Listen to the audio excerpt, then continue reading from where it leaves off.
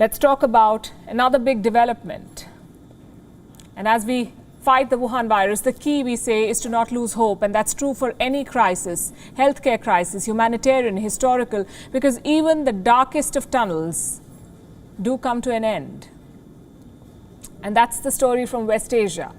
Tensions between Israel and Hamas escalated 2 Fridays ago. On the 7th of May, to be precise. Before one could take stock, a fight broke out, the worst since 2014. It lasted 11 days. It killed at least 255 people, 255. It kept the world on its toes. Here's a quick recap.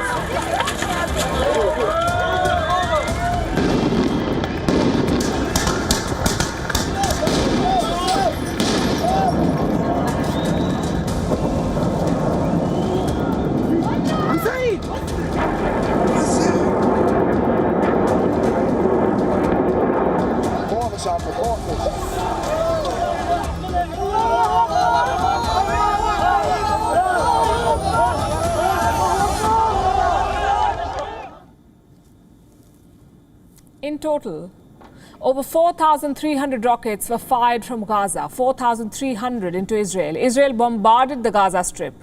243 people died in Gaza. More than 100 of them were women and children. In Israel, 12 people died, including an Indian woman and 2 Thai nationals. At one point, an all-out war seemed inevitable. But 11 days of non-stop violence later, the exchange of fire has finally ended. And I can finally tell you that Israel and Gaza have agreed to a ceasefire. Here's what happened in the last 24 hours. An emergency meeting of the United Nations General Assembly was called. On the agenda was the Israel-Gaza violence. Countries called for an immediate ceasefire. Israel equated Hamas to the Nazis. Palestinian Foreign Minister Raed al-Maliki addressed the assembly. And he questioned Israel's use of force. He called it a colonizing power. A little later, Israel's Prime Minister Benjamin Netanyahu announced that his security cabinet had approved the Egyptian-mediated proposal to end violence, and Hamas quickly responded. It said that it would honor the deal. A ceasefire was announced. Celebrations broke out in Gaza, Jerusalem, and as far away as New York. The ceasefire came into effect at 2 a.m. local time. As the fight ended, a narrative war began. And it began with one question: who won this 11-day-long battle? Both Israel and Gaza are claiming victory. In Gaza, there were cheers and whistles last night. Residents took to the streets, and they were joined by senior Hamas officials. Listen to what one of them said. We are celebrating this victory now, so let the world listen why we are celebrating. Why are we coming out happily? Because many factors have emerged. The Zionist enemy wanted to impose new facts in Jerusalem and Sheikh Jarrah in our homeland Palestine. So Palestine rose up from its sea to the river, from its north to south, to be like one castle, one people in the face of this occupier. We are sacrificing for Palestine. We are sacrificing for Jerusalem al-Aqsa.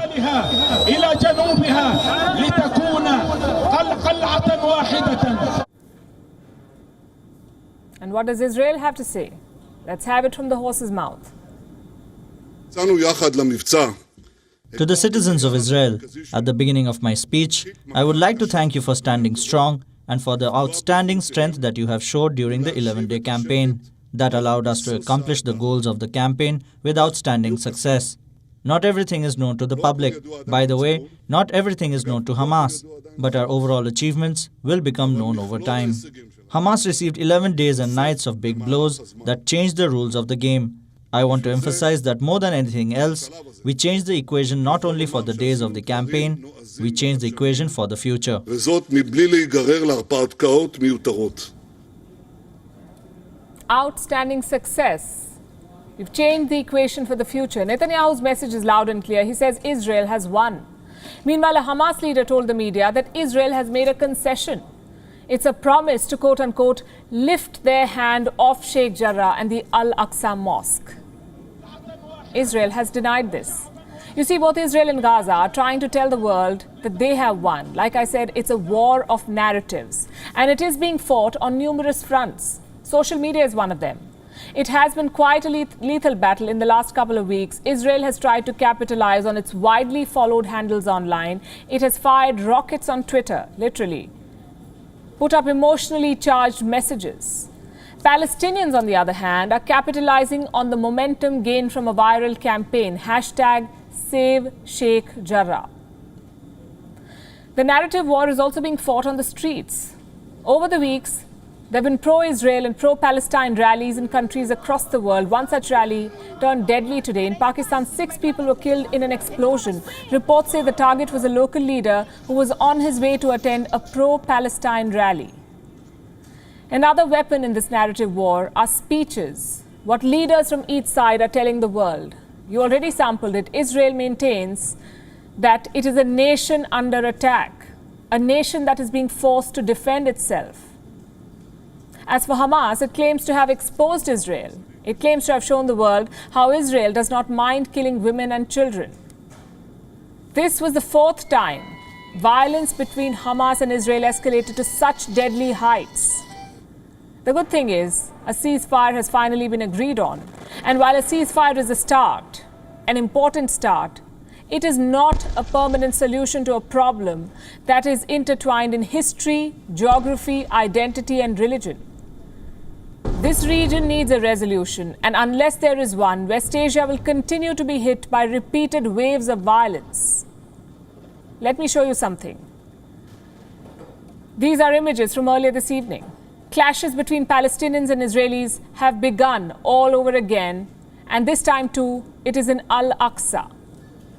It is unclear what sparked this violence, but according to the latest, police have fired stun grenades and tear gas at these protesters. Some of the Palestinians hurled rocks there, and they were seen waving Hamas flags.